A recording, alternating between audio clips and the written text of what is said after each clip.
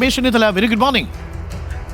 Good morning. Shri Ramesh Chennithala, ഇപ്പോൾ നമ്മൾക്ക് മനസ്സിലാക്കുന്ന രണ്ടു കാര്യങ്ങൾ. ഒന്ന്, പൂരം കലക്കലുമായി ബന്ധപ്പെട്ടുകൊണ്ട് DGP കൂടുതൽ അന്വേഷണം വേണമെന്ന് ആവശ്യപ്പെട്ടുകൊണ്ടുള്ള ഒരു കുറിപ്പ് ഈ റിപ്പോർട്ടിനോടൊപ്പം വെച്ചാണ് മുഖ്യമന്ത്രിക്ക് കൊടുത്തിരിക്കുന്നത്.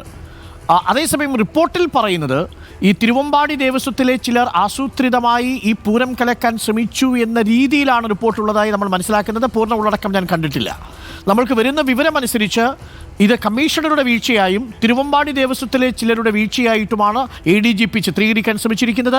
DGP അതിൻ്റെ പുറത്ത് വിശദമായ അന്വേഷണം വേണമെന്നുള്ള ഒരു ശുപാർശയോട് കൂടിയാണ് റിപ്പോർട്ട് മുഖ്യമന്ത്രിക്ക് കൊടുത്തിരിക്കുന്നത്. ഇന്ന് നിങ്ങൾ പ്രതിഷേധം തുടങ്ങാൻ പോവുകയില്ലേ? കൂടുതൽ അന്വേഷണം വേണമെന്നുള്ള DGPയുടെ റിപ്പോർട്ട്, DGPയുടെ ശുപാർശ എങ്ങനെ കാണുന്നു? തീർച്ചയായിട്ടും ഈ അന്വേഷണ റിപ്പോർട്ട് ഒരു കബളിപ്പിക്കലാണ്. ഇത് പൂരം കലക്കിയ ആളിനെ തന്നെ അന്വേഷണത്തിന് വെച്ചാൽ എന്തായിരിക്കും അതിന്റെ ഫലം?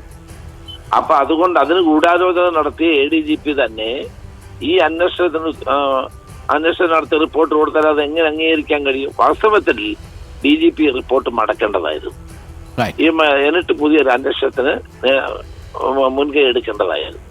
അതിന് പകരം ഈ റിപ്പോർട്ട് വെച്ചിട്ട് ഇനി ഒരു അന്വേഷണം പോലീസ് തന്നെ നടത്തിയാൽ ഇതിനപ്പുറത്തൊന്നും നടക്കാൻ പോകുന്നില്ല.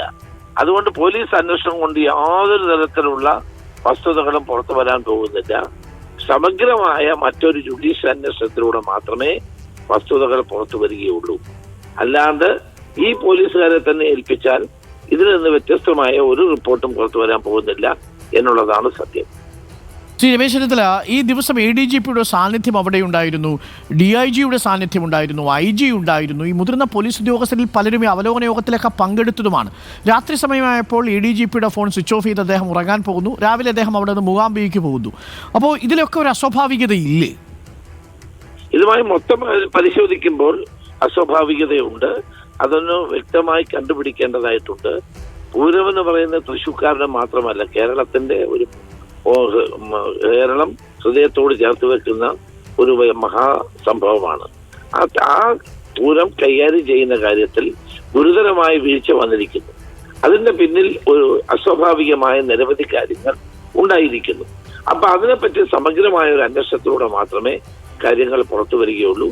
ADGPയുടെ റിപ്പോർട്ട് DGP മടക്കുകയാണ് വേണ്ടത്. Okay, thank you Shri Ramesh Chennithala.